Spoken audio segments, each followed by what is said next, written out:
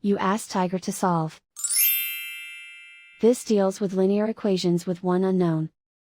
The final result is x equals 1 over 5. Let's solve it step by step.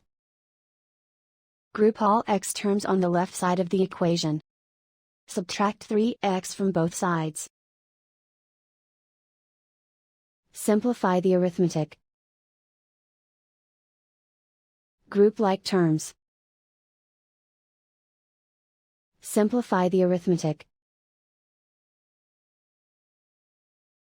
Isolate the x. Divide both sides by -5. Cancel out the negatives. Simplify the fraction. Cancel out the negatives.